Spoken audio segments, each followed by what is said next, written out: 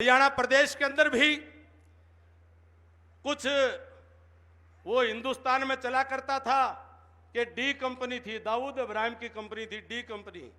हमारे हरियाणा में भी बी कंपनी है, बी कंपनी, बाबू बेटा कंपनी। ये पार्टियां नहीं है, ये कोई संगठन नहीं है।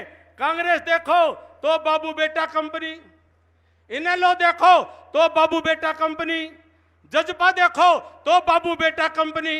आप और हमारा कोई सौदा नहीं है बीच में। ये सारा परिवार हमारा तो समझ में नहीं आया।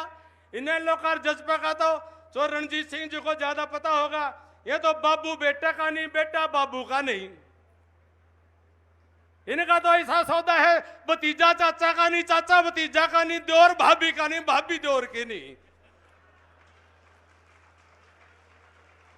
इनका तो हमारा समझ में नहीं, पोता दादा का नहीं और दादा पोता का नहीं।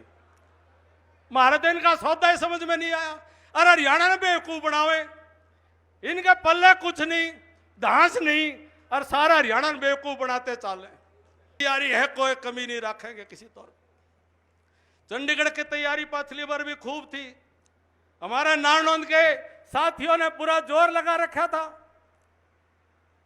लेकिन हमारा 2019 की लोकसभा के बाद विधानसभा के चुनाव में हमारा इस आसपास के इलाके में थोड़ा सा एक चक्कर सी घूम गया। थोड़ा सा लोग आके जसू तुम हंसे है, थोड़ा बहुत घूम गया। और फिर हमारा बकानिए घने आ गए।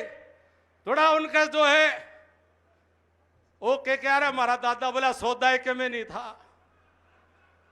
अरे सौदा तो के में नहीं था, लेकिन वो खोपर आया और खोपर के और के में बराती घराती आ गए। और हमारे नारनौंद में तो 24 ही घुमा के चले गए। घुमाई थी कि नहीं घुमाई थी? घुमाई थी कि नहीं घुमाई थी? ये वो चाबी घुमानी है। वो कौन सा गाना होया करता, बोला हम तुम एक कमरे में बंद हो जाए, चाबी खो जा। वो चाबी घुमानिया भी और सारे वोट लेनी है भी, वो कमरा हो लिया बंद। अरे चाबी गई घूमे। अरे तो जो कुछ है नायब सिंह जी के नेतृत्व में जोर तक है, बोला भारतीय जनता पार्टी जिंदाबाद। केवल एक लोकसभा का नहीं, केवल एक प्रदेश का नहीं है ये चुनाव, एक जिले का और एक विधानसभा का चुनाव नहीं है। ये देश के भविष्य का चुनाव है। एक गांव की पंचायत का चुनाव नहीं है, ये देश की पंचायत का चुनाव है। 4 जून को जब परिणाम आएगा, देश की संसद के अंदर जो बहुमत की गिनती होगी, एक तरफ नरेंद्र मोदी भारत की मां का बेटा, एक गरीब पिछड़े परिवार में जन्म लेकर के चाय बीच करके जीवन की शुरुआत करने वाला दुनिया का सर्वाधिक लोकप्रिय जनप्रिय नेता, वह देश की जनता का मत वह प्राप्त करने के लिए संसद में खड़े होंगे। और दूसरी तरफ तथाकथित परिवारवादी लोग, दूसरी तरफ तथाकथित देश को तोड़ने वाली ताकतें, देश के दुश्मनों के हाथों में खेलने वाली ताकतें, देश को कमजोर करने वाली ताकतें और विदेशी संस्कृति के आधार पर चलने वाली ताकतों का दूसरी तरफ एक राहुल गांधी खड़ा होगा।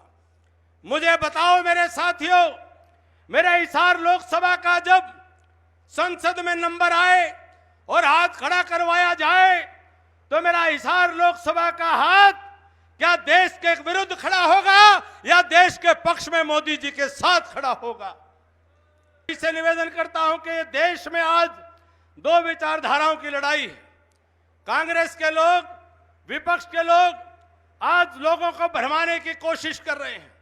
वो कहते हैं कि संविधान बचाना है, लोकतंत्र को बचाना है। हम उनसे पूछना चाहते हैं कि आजादी के बाद 70 साल में से 60 साल के करीब आपने कांग्रेस पार्टी ने राज किया, संविधान में सबसे ज्यादा परिवर्तन करने का काम किया, तो कांग्रेस पार्टी ने 100 बार से ज्यादा देश के संविधान में जो बाबा साहब अंबेडकर ने बनाया था उसमें परिवर्तन करने का काम किया। और परिवर्तन किस बात के लिए किया?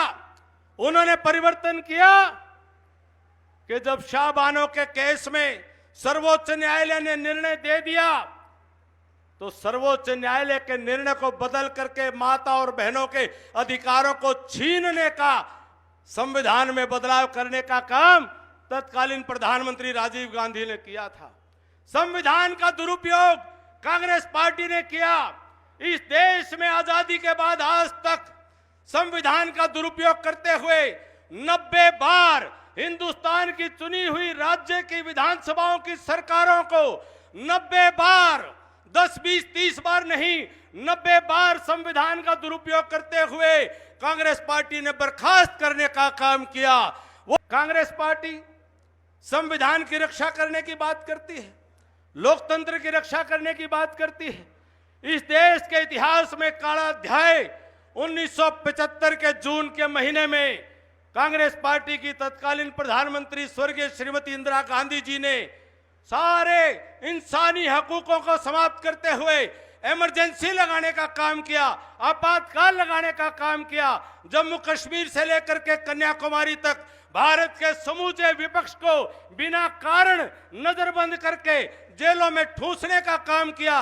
कई लाख लोगों को 19 महीने की जेल देने का काम बिना कारण के वह कांग्रेस पार्टी ने किया था। तब लोग हैरानी की बात है, बंगाल के अंदर ममता के एक मंत्री के घर में 3 दिन तक छत फाड़ फाड़ के नोटों की बारिश हो रही थी। जो कुछ लोग तो चेकिंग कर रहे थे, नोटों के बोझ में गिर करके कुछ तो चोट लगी, उनका बेहोश हो गए। उनकी बारिशें, छतें टूट टूट करके नोटों की बारिश, 334 करोड़ रुपया उनके शिक्षा मंत्री के वहां मिला।